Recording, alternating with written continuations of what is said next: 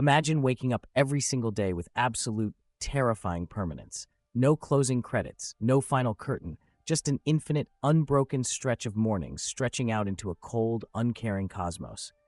Today we're examining a chilling thought experiment. What if we never died? We romanticize immortality as the ultimate victory over our fears, a boundless horizon of endless tomorrows. But what if eternal life is not a gift, but a prison?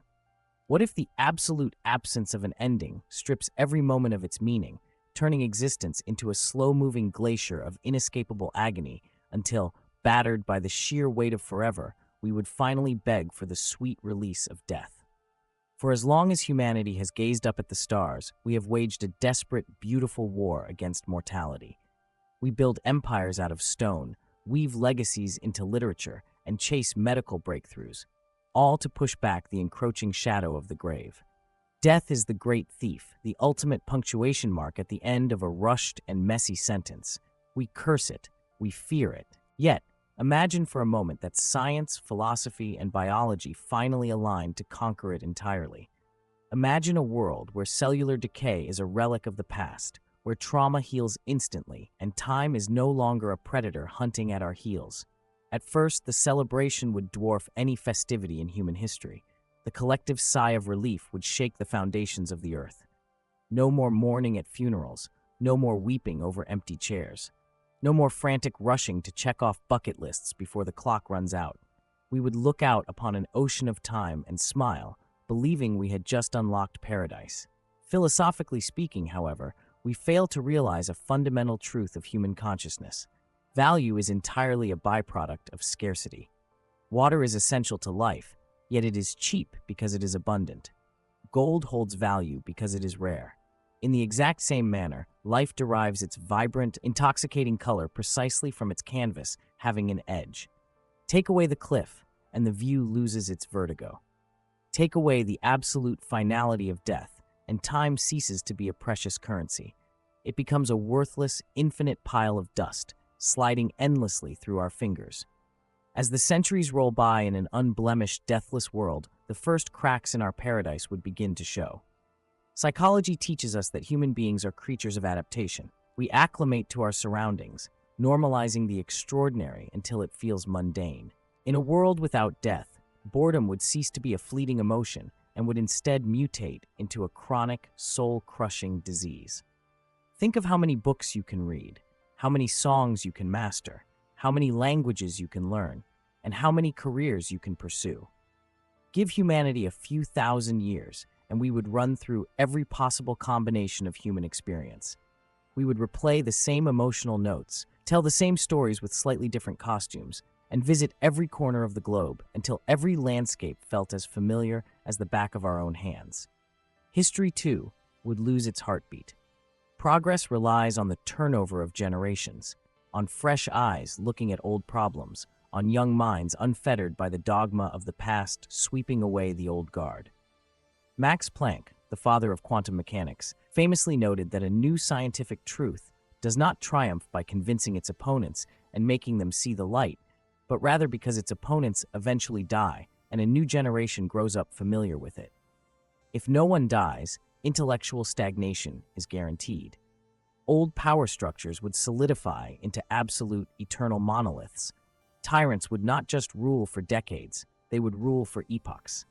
Dictators would become permanent fixtures of geography, impossible to overthrow, because they would have forever to cement their control, adapt to resistance, and outlast every spark of rebellion. As the timeline stretches from centuries into millennia, a darker, more insidious psychological burden would take hold: the unbearable accumulation of memory. The human brain is a magnificent engine, but it was never architected to shoulder an infinite load of grief. Over a normal lifespan, we experience love, heartbreak, triumph, and tragedy. We carry scars. We lose parents, friends, and sometimes children. The weight of those losses shapes us, but time, aided by the comforting knowledge that our own journey will eventually end, helps blunt the sharpest edges of trauma. Now multiply that by 10,000 years. Imagine carrying every heartbreak you have ever suffered, completely intact, compounded by thousands more accumulated over epochs. In an immortal society, relationships would warp. How do you fall in love when you know you might spend the next 5,000 years with the same person? Or conversely, watch them drift away into the indifference of deep time? Marriage vows like "until death do us part" would become obsolete, replaced by temporary contracts or descending into a numbness where deep emotional attachment is avoided altogether to protect against the sheer exhaustion of endless grief. Guilt, too, would become a permanent resident of the mind. Every mistake you made in the year 2024 would still be carried by you in the year 1024. There is a reason why humans sleep: to reset, to let the brain process and prune. But immortality offers no true psychological sleep. The attic of the mind would become so packed with old memories, regrets, grudges, and traumas that the present moment would be entirely obscured by the mountain of what came before. We would become walking archives of accumulated agony, ghosts haunting our own endless lives. Look beyond the individual mind and consider the physical reality of a planet housing an ever-growing, deathless population. Earth is finite. Its resources, water, arable land, minerals, energy, have strict limits. In a world where no one dies, birth rates would either have to be brutally controlled by a totalitarian global state, or society would rapidly choke on its own abundance.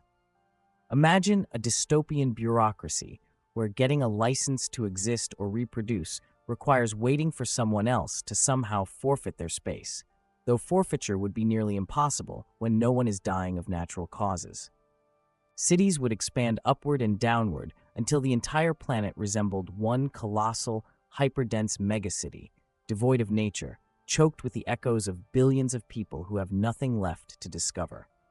Space travel might offer a temporary valve for the pressure, but the universe itself is bound by entropy. Even if we conquered the stars, the universe is slowly winding down toward its own thermal death. To be immortal in a mortal universe is to sign up for the ultimate cosmic joke.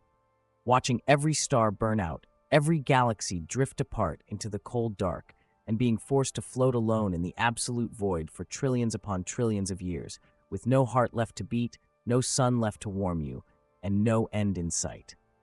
The horror of being buried alive in a coffin is terrifying.